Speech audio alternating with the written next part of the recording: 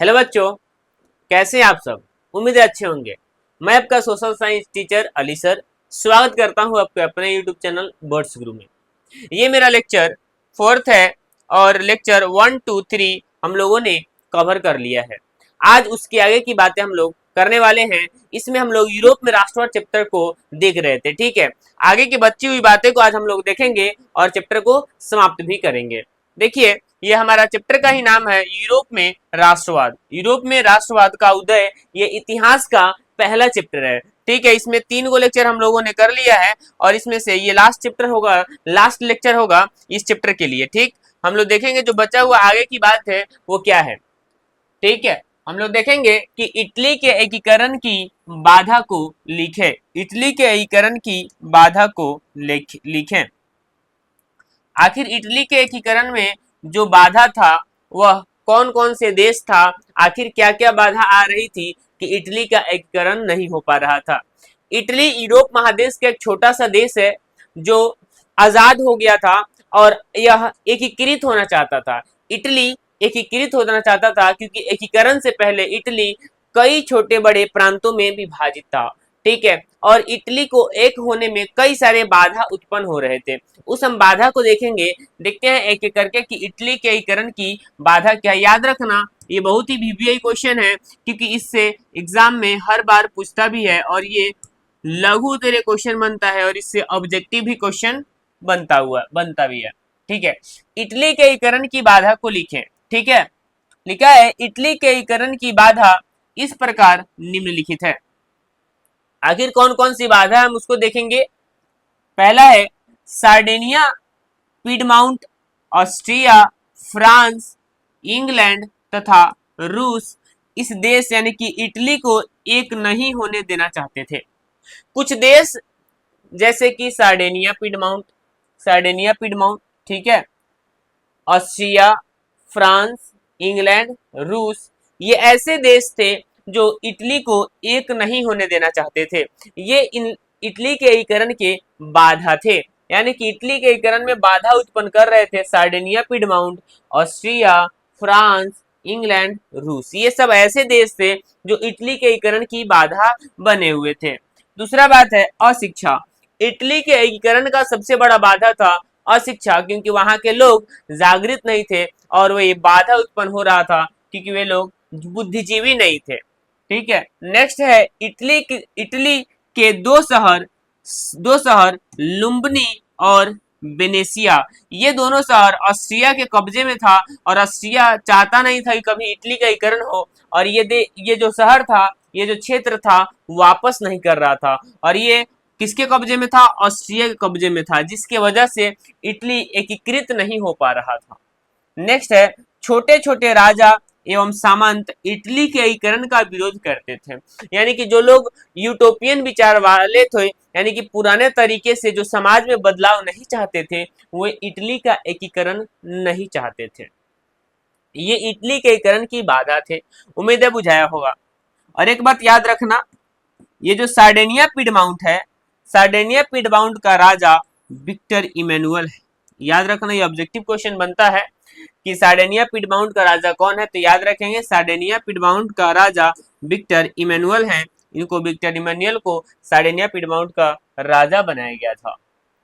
Next है Crimea के युद्ध से आप क्या समझते हैं।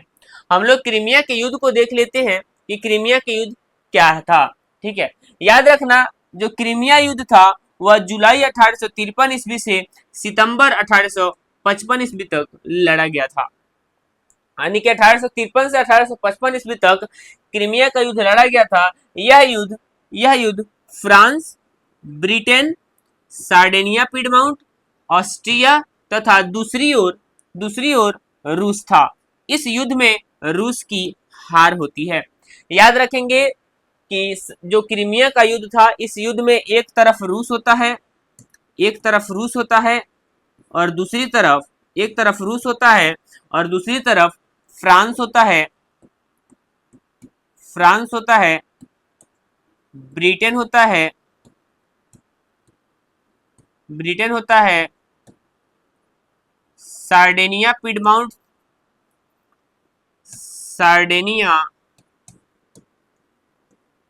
पिडमाउंट, ऑस्ट्रिया,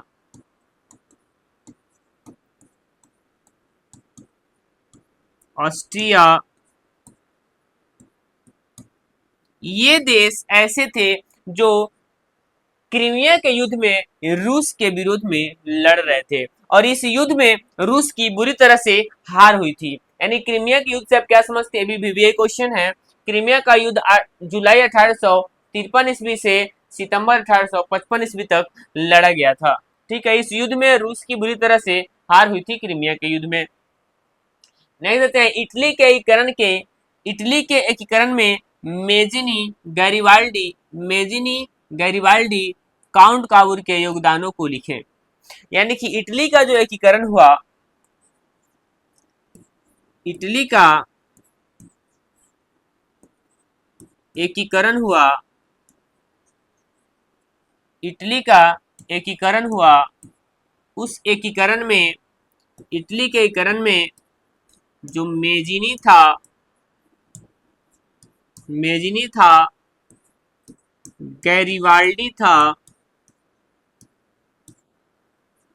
गैरिबाल्डी और काउंट काबूर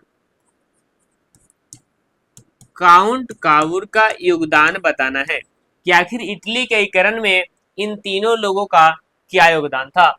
इटली के एकीकरण में इनका क्या योगदान था हम देखेंगे। याद रखना, एकीकरण से पूर्व इटली कई राज्यों में टूटा हुआ था। इटली एकीकरण से पहले इटली कई राज्यों में टूटा हुआ था। इसके एकीकरण में मेजिनी, गैरिबाल्डी और काउंट काबूर का बहुत ही अहम योगदान था।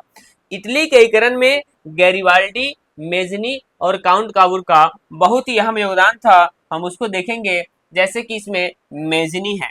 ये जो मेजिनी था इटली के एकीकरण में काफी अहम भूमिका निभाया था, क्योंकि मेजिनी का जन्म 1805 ईस्वी में तथा मृत्यु 1872 ईस्वी में हुआ था। याद रखेंगे, ऑब्जेक्टिव क्वेश्चन पूछता भी है कि मेजिनी का जन्म और मेजिनी की मृत्यु कब हुई थी। याद रखना, 1805 ईस्वी में मेजिनी का जन्म हुआ था और 1872 ईस्वी में मेजिनी की मृत्यु हो गई थी। यह कार्बोनरी गुप्त संगठन का सदस्य था। इसका मानना था कि देश का विकास करना है तो देश की सत्ता युवाओं को सौंप दो। यानी कि मेजिनी कहता था कि अगर देश का विकास करना है, देश की सत्ता अगर युवाओं को सौंप दिया जाएगा तो देश का भी तीव्र गति से विकास करेगा, ये कहता था मेजिनी। याद रखना, मेजिनी कार्बोनरी गुप्त संगठन का सदस्य भी बना था और इसने कहा था कि अगर देश का विकास करना है तो देश की सत्ता युवाओं को सौंप दो, क्योंकि युवा वर्ग के लोग काफी तीव्र गति से विकास करेंगे। इटली के एकीकरण के लिए 1831 ईस्वी में इसने यंग इटली नामक संगठन बनाया तथा 1834 ईस्वी में यंग यूरोप नामक संगठन का गठन किया। इसे इटली के एकीकरण का जनक भी कहा जाता है। यानी कि याद रखना, ये क्वेश्चन ऑब्जेक्टिव क्वेश्चन कई बार पूछा भी है कि इटली के एकीकरण का जनक किसे कहा जाता है, तो इटली के एकीकरण का जनक मेजिनी को कहा जाता है। एक और ऑब्जेक्टिव क्वेश्चन पूछता है कि यंग इटली की स्थापना कब करी गई, तो 1831 ईस्वी में, और यंग यूरोप नामक संगठन का गठन कब किया गया, तो 1834 ईस्वी में यंग यूरोप नामक संगठन का गठन किया गया था।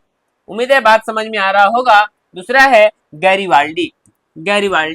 याद रखेंगे, गैरिबाल्डी पेशे से नाविक था, यानी कि गैरिबाल्डी नाव चलाता था। यानी कि नाविक कहने का अर्थ है जो नाव को चलाता है।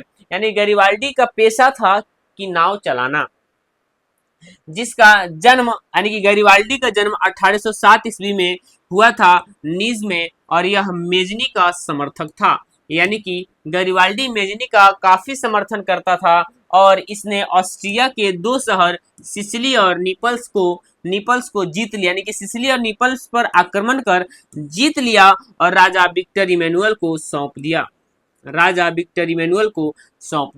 यानी कि ये जो गैरिबाल्डी था यह इसने ऑस्ट्रिया के दो शहर, गैरिबाल्डी ने ऑस्ट्रिया के दो शहर सिसिली और निपल्स पर आक्रमण किया और आक्रमण करके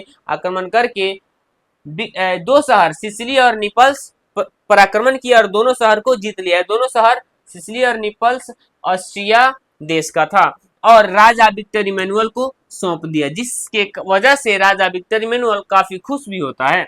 और इसने इटली के एकीकरण के लिए लाल कुर्ती सेना का गठन किया, यानी कि लाल कुर्ती सेना का गठन गैरिबाल्डी ने किया था। ठीक है, इससे इटली के एकीकरण का तलवार भी कहा जाता है, यानी कि इसे इटली के एकीकरण का तलवार भी कहा जाता है, यानी कि इटली के एकीकरण का तलवार गैरिबाल्डी को कहा जाता है। और गैरिबाल्डी ने इटली के एकीकरण के लिए लाल कुर्ती सेना का गठन किया था और यह मेजनी के विचारों का काफी समर्थक था और गैरिबाल्डी पेशे से नाविक था। ठीक है, आपसे कई बार क्वेश्चन ये भी पूछता है कि गैरिबाल्डी कौन था, तो आप यही बातें लिखेंगे तभी आंसर वही बनेगा। उम्मीद है बात समझ में आया होगा। उसके बाद है काउंट कावूर। काउंट कावूर, आइए काउंट कावूर के बारे में जानते हैं कि आखिर इटली के एकीकरण में काउंट कावूर का क्या योगदान था। काउंट कावूर का जन्म 1810 ईस्वी में इटली में हुआ था। यह सार्डिनिया पिडमाउंट का एक जमींदार था। याद रखेंगे काउंट कावूर जो शख्स था, यह सार्डिनिया पिडमाउंट का एक जमींदार था और यह इंजीनियर भी था। ठीक है, यह इंजीनियर भी था। ठीक, यानी कि यह सार्डिनिया पिडमाउंट का बहुत ही बड़ा जमींदार था कौन, काउंट कावूर, और यह इंजीनियर भी था। इसे 1852 ईस्वी में राजा विक्टर इमैनुअल ने अपना प्रधानमंत्री बनाया, यानी कि काउंट कावूर को विक्टर इमैनुअल ने अपना प्रधानमंत्री 1852 ईस्वी में बनाया। और काउंट कावूर यह एक जमींदार और इंजीनियर था इटली का, और इसने सैन्य सुधार पर बल दिया, यानी कि काउंट कावूर ने सैन्य सुधार पर बल दिया, यानी कि सेना को काफी मजबूत और स्ट्रांग बनाया और इटली के एकीकरण का वैश्विक मुद्दा दिया, यानी कि इटली के एकीकरण को एक वैश्विक मुद्दा दिया। किसने? Count Cavour. आपसे ऑब्जेक्टिव भी क्वेश्चन पूछता है कि इटली के एकीकरण को वैश्विक मुद्दा किसने दिया, तो याद रखना काउंट कावूर ने इटली के एकीकरण को वैश्विक मुद्दा बनाया था। ठीक है, और याद रखना अंततः 1870 में इटली का एकीकरण पूर्ण हो जाता है और फाइनली एक युद्ध होती है और 1871 ईस्वी में इटली पूर्ण रूप से एकीकृत हो जाता है। अगर आपसे ऑब्जेक्टिव क्वेश्चन पूछता है तो याद रखेंगे 1871 में इटली का एकीकरण पूर्ण हुआ था। 1871 में इटली का एकीकरण पूर्ण हुआ था। वैसे 1870 में ही ऑलमोस्ट यह एकीकृत हो गए थे, लेकिन पूर्ण रूप से 1871 में इटली का एकीकरण पूर्ण हुआ था। उम्मीद है बात समझ में आया होगा। यानी कि हमने क्या जाना, ये जो इटली है, इटली का एकीकरण फाइनली 1871 में पूर्ण होता है। इटली के एकीकरण में मेजिनी,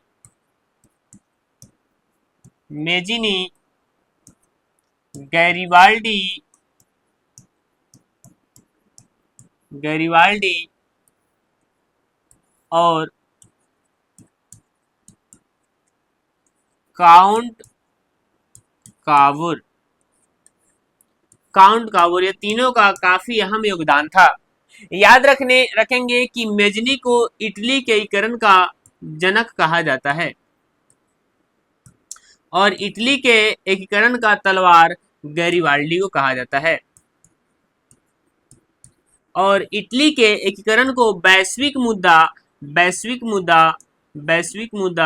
किसने दिया, तो काउंट कावूर ने दिया। ये तीनों का तीनों ऑब्जेक्टिव क्वेश्चन बना हुआ है। ठीक है, काफी इंपोर्टेंट है आप सभी के लिए और इसका आपके मन में जरूर मंथन होना चाहिए कि मेजनी को इटली के एकीकरण का जनक कहा जाता है, गैरिबाल्डी को इटली के एकीकरण का तलवार कहा जाता है और काउंट कावूर ने इटली के एकीकरण को वैश्विक मुद्दा दिया।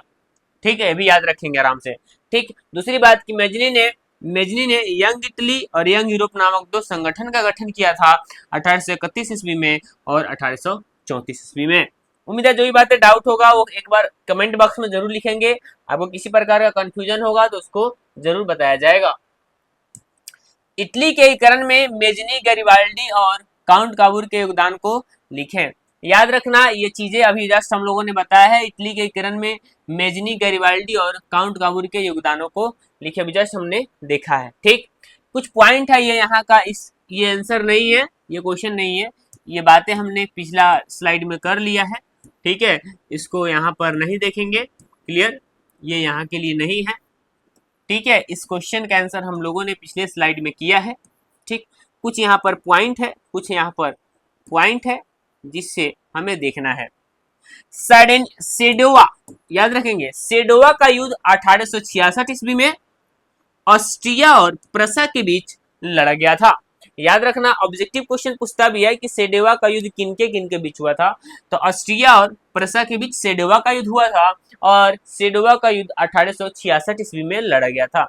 1866 ईस्वी में सेडोवा का युद्ध लड़ा गया था। सेम सेडॉन का युद्ध फ्रांस और प्रसा के बीच लड़ा गया था, और सेडॉन का युद्ध 1870 में लड़ा गया था, और इस युद्ध में प्रसा की जीत हुई थी, और सेडोवा के भी युद्ध में प्रसा की जीत हुई थी। याद रखेंगे, यानी कि जो सेडोवा का युद्ध ऑस्ट्रिया और प्रसा के बीच प्रसा की जीत, सेडॉन का युद्ध फ्रांस और प्रसा के बीच प्रसा की जीत, यानी कि दोनों युद्धों में प्रसा की जीत होती है। याद रखेंगे, 1866 में सेडोवा का युद्ध और 1870 में सेडॉन का युद्ध लड़ा गया था, और दोनों युद्धों में प्रसा की जीत होती है, लेकिन प्रसा ने अलग अलग राष्ट्रों से युद्ध लड़ा था। ठीक है, ये क्वेश्चन बहुत इंपॉर्टेंट है, ये VVI है, ये भी और ये दोनों, इसको याद रखेंगे कि आखिर सेडोवा का युद्ध और सेडॉन का युद्ध कब लड़ा गया था। तो सेडोवा का युद्ध 1866 में और सेडॉन का युद्ध 1870 में। सेडोवा का युद्ध ऑस्ट्रिया और प्रसा के बीच, जिसमें प्रसा की जीत, और सेडॉन का युद्ध फ्रांस और प्रसा के बीच, जिसमें प्रसा की जीत होती है, यानी कि दोनों युद्धों में प्रसा की जीत हुई। दूसरा पॉइंट है कि नेक्स्ट है प्रसारक राजा 1800, प्रसा का राजा, ये नेशन है, प्रसा का राजा 1861 ईस्वी में विलियम प्रथम था। प्रसा का राजा 1861 ईस्वी में विलियम प्रथम था, और 1862 ईस्वी में बिस्मार्क प्रसा का प्रधानमंत्री बना। याद रखेंगे, प्रसा का प्रधानमंत्री प्रसा का, यहाँ लिखा हुआ है, प्रसा का प्रधानमंत्री 1862 ईस्वी में बिस्मार्क बना, और 1861 ईस्वी में वह प्रसा का राजा विलियम प्रथम था। ये भी ऑब्जेक्टिव क्वेश्चन बनता है कि 1861 ईस्वी में प्रसा का राजा कौन था, तो याद रखेंगे 1861 ईस्वी में प्रसा का राजा विलियम प्रथम था, और 1862 ईस्वी में बिस्मार्क प्रसा का प्रधानमंत्री बन जाता है। ये भी काफी इंपोर्टेंट क्वेश्चन है, आप जरूर याद रखेंगे। ठीक है, यह लिखा है क्वेश्चन, जर्मनी के एकीकरण को लिखे। जर्मनी के एकीकरण हमने बता दिया है कि जर्मनी का एकीकरण, अब क्या क्या प्रोसेस हम उसको जानेंगे। सॉरी, इटली का एकीकरण देखा है, अभी हम लोग जर्मनी के एकीकरण को देखेंगे। ठीक है, याद रखेंगे, एकीकरण से पूर्व जर्मनी लगभग 39 प्रांतों में 39 राज्यों में बटा हुआ था। इसका एकीकरण बिस्मार्क ने किया था, यानी कि जर्मनी के एकीकरण बिस्मार्क ने किया था। बिस्मार्क जर्मनी के एकीकरण जर्मनी के एक शहर प्रसा का प्रधानमंत्री था। याद रखेंगे, अभी जस्ट बताए हैं कि जो बिस्मार्क था प्रसा का प्रधानमंत्री था, और इसने जर्मनी को एक कर दिया, यानी कि जर्मनी के एकीकरण में बिस्मार्क की काफी अहम भूमिका थी, क्योंकि बिस्मार्क के बिना जर्मनी का एकीकरण संभव नहीं था। ठीक है, और विलियम प्रथम को भी पता था, क्योंकि विलियम प्रथम वहां का भी राजा है। ठीक, तथा राजा विलियम प्रथम वहां का राजा था, यानी कहाँ का, प्रसा का राजा विलियम प्रथम था, और 1848 ईस्वी में जर्मनी को एक करने के प्रयास को किसी तरह से दबा दिया गया, तथा प्रसा के प्रधानमंत्री बिस्मार्क, फिर से बोल रहे हैं, प्रसा के प्रधानमंत्री बिस्मार्क ने रक्त और लौह की नीति को अपनाया, और ऑस्ट्रिया, प्रसा और डेनमार्क से युद्ध लड़ा, और वहां पे जीत भी हासिल किया, और अंततः 1861 ईस्वी में जर्मनी का एकीकरण पूर्ण हुआ, और वहां का राजा विलियम प्रथम को बनाया गया। यानी कि हमने जाना कि ये जो जर्मनी है, एकीकरण से पहले ये जर्मनी लगभग 39 राज्यों में विभाजित था, और ये 39 राज्यों को एक किया जा रहा था।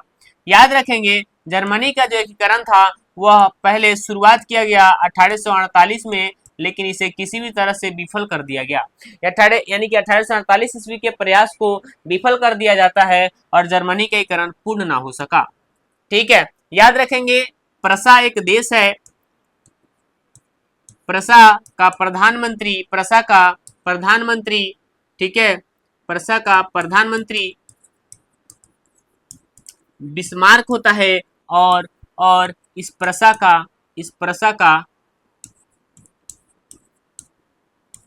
का जो राजा था वह विलियम प्रथम था।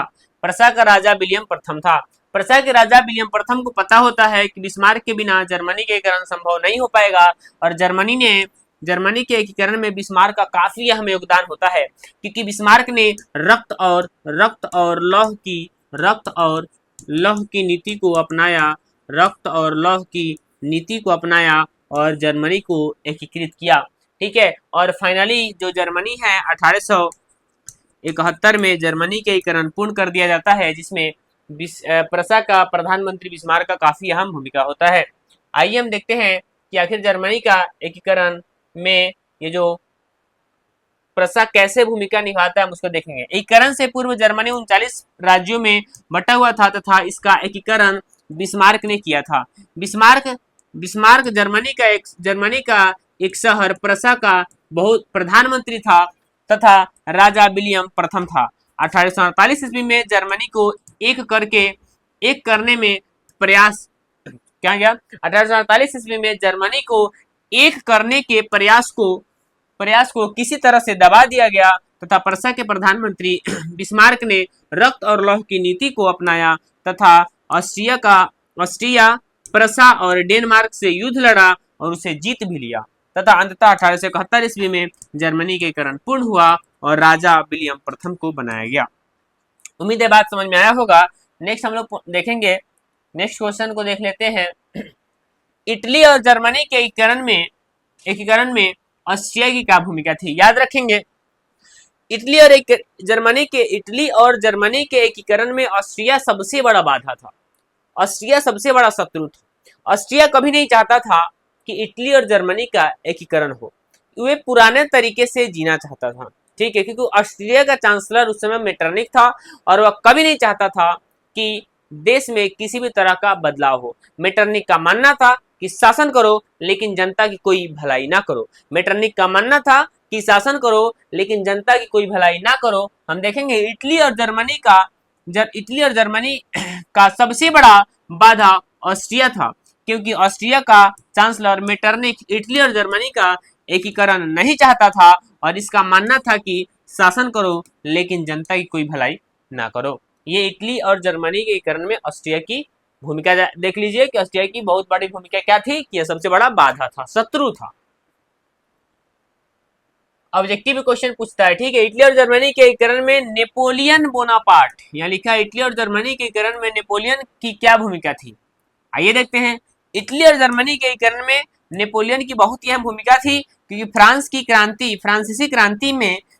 क्रांति ने राष्ट्रीयता को जन्म दिया।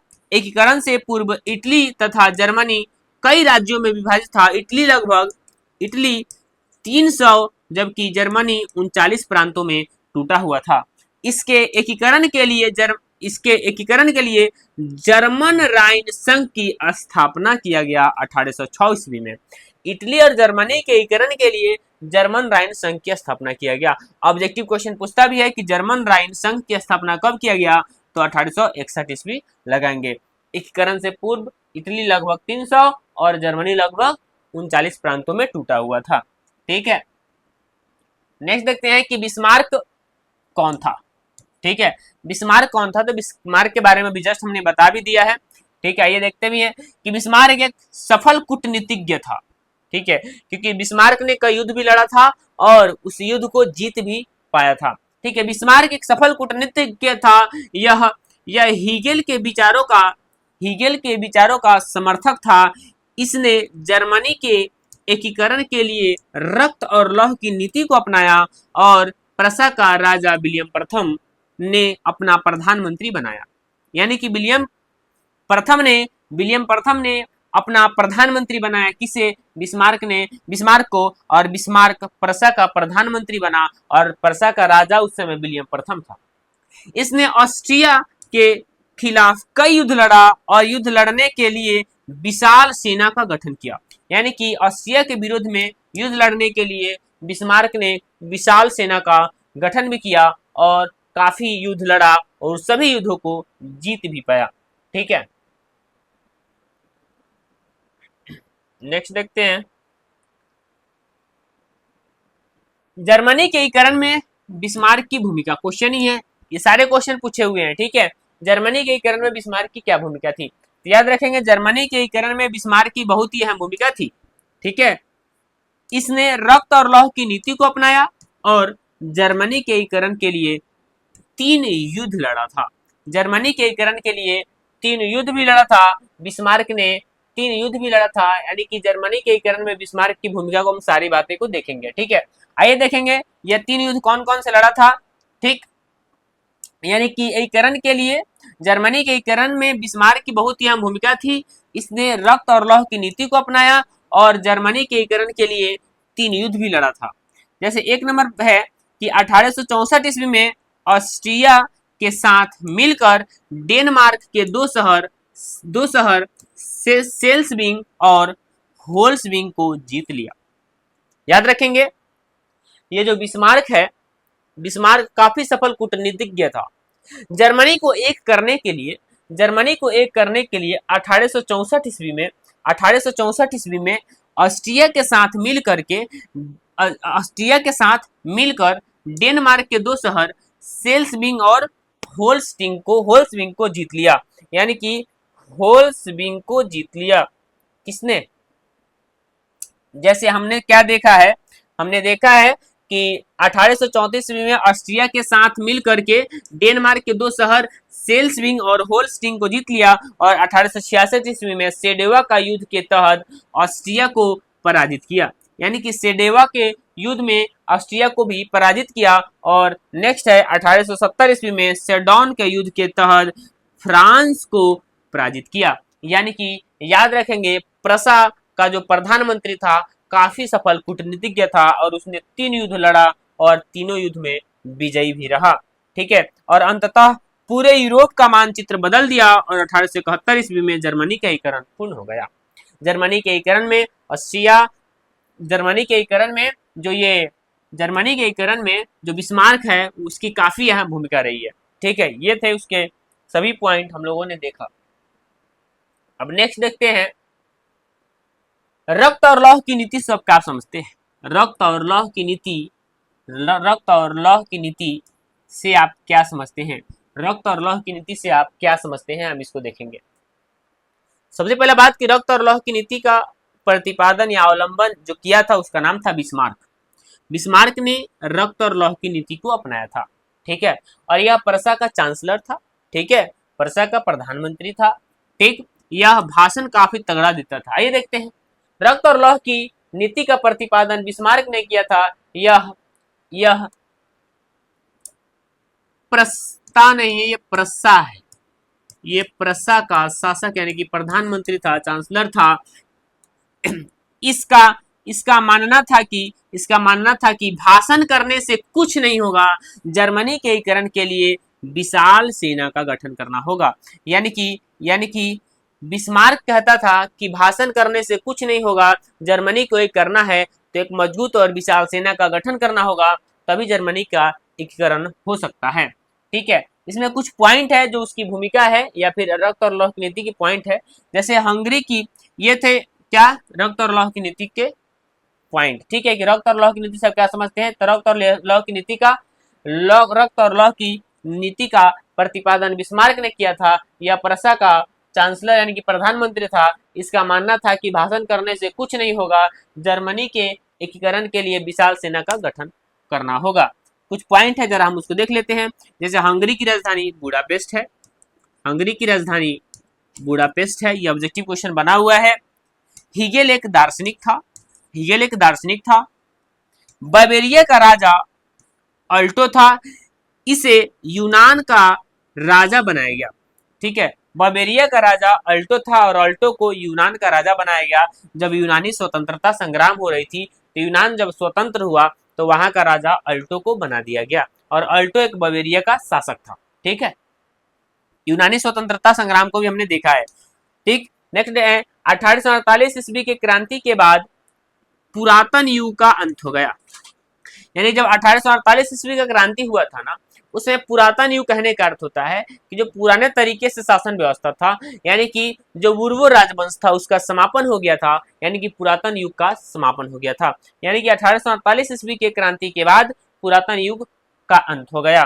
ठीक है, नेक्स्ट है वेटिकन सिटी, जहां पोप रहते थे इटली के प्रभाव से बच गए। यानी कि वेटिकन सिटी एक जगह है, एक शहर है जहां पर इटली को जब एकीकृत किया जा रहा था तो इसका जो यहाँ पोप रहते थे इस वेटिकन सिटी को छोड़ दिया जाता है। यानी कि वेटिकन सिटी इस इटली के प्रभाव से वंचित रह जाता है और यहाँ पर पोप रहते थे। ठीक है, और यह इटली के प्रभाव से बच गया। ठीक है, यूरोपीय महाशक्ति जर्मनी का जन्म हुआ और युद्ध के तहत सुनिएगा, जब इस सब देशों का एकीकरण हो रहा था तो एक यूरोपीय महाशक्ति जर्मनी का यूरोपीय महाशक्ति के रूप में यूरोपीय महाशक्ति के रूप में जर्मनी का जन्म हुआ और सेडॉन के युद्ध के तहत यह हुआ था। यानी कि सेडॉन के युद्ध जब हो रखा था तो यूरोपीय महाशक्ति के रूप में एक जर्मनी उभर करके सामने आया था। ठीक, कुछ पॉइंट है जो ऑब्जेक्टिव क्वेश्चन पूछता भी है, उसको हम लोग देखा है। देख लेते हैं कि विलियम प्रथम के बिना बिस्मार्क के लिए जर्मनी का एकीकरण संभव नहीं था। कैसे? यानी कि राजा जो विलियम प्रथम था, जो प्रसा का राजा था, इस विलियम प्रथम के बिना बिस्मार्क के लिए जर्मनी का एकीकरण संभव नहीं था। आखिर क्यों, कैसे, हम उसको देखेंगे। ये जो विलियम प्रथम था वो राजा था। ठीक है, आइए देखते हैं उस पॉइंट को। विलियम प्रथम को पता था कि जर्मनी के एकीकरण के लिए ऑस्ट्रिया और फ्रांस से युद्ध लड़ना होगा। यानी कि विलियम प्रथम को पता था कि अगर जर्मनी का एकीकरण करना है तो जर्मनी के एकीकरण के लिए हमें ऑस्ट्रिया और प्रसा से युद्ध लड़ना होगा और इसके लिए विशाल सेना का गठन करना होगा। और सेना के गठन के लिए बिस्मार्क ने खजाने से पैसा निकाल लिया और जिसका विरोध जनता द्वारा किया जाने लगा, लेकिन बिस्मार्क की सहायता विलियम प्रथम ने किया, जिससे एक विशाल सेना का गठन हो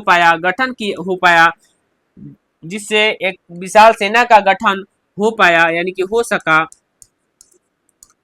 सका। ठीक है, और युद्ध आसानी से जीत लिया। ठीक है, जिससे जर्मनी का एकीकरण पूर्ण हुआ और 1871 में जर्मनी एकीकृत हो गया। यानी कि फ्रैंकफर्ट की संधि के तहत 1871 ईस्वी में जर्मनी का एकीकरण हो गया और 1871 ईस्वी में फ्रैंकफर्ट की संधि होती है। ठीक है, ये जर्मनी के एकीकरण में विलियम प्रथम के मतलब जर्मनी का जो एकीकरण किया जा रहा था वह जर्मनी के एकीकरण विलियम प्रथम के बिना संभव नहीं हो रहा था। ठीक है, इस बात को हम लोगों ने देखा है। नेक्स्ट है, ये हमारा जो पॉइंट था, ये सारे पॉइंट हमारा खत्म हो गया है। ठीक, और फाइनली जो पहला चैप्टर है वह चैप्टर, ये जो पहला चैप्टर है, ठीक है, इसका अंत हो गया। ठीक है, पहला चैप्टर का अंत हो गया और आपको किसी प्रकार का क्यूरीज होगा, ये इंड है। ठीक है, पहला चैप्टर अंत हो गया। यानी कि यूरोप में राष्ट्रवाद चैप्टर से रिलेटेड जितना भी क्वेश्चन है हम लोगों ने डिले किया और एक और लेक्चर छोटा सा लेकर के आएंगे जिसमें सभी क्वेश्चन आंसर को डिले करेंगे और वह बहुत इंपॉर्टेंट होगा। अगर आप इस सभी लेक्चर को समझ गए हैं तो वो लेक्चर आपके लिए काफी लाभदायक होगा। बाकी हम यहीं तक रखेंगे, उस लेक्चर को बहुत ही जल्द आपके समक्ष लाएंगे। धन्यवाद।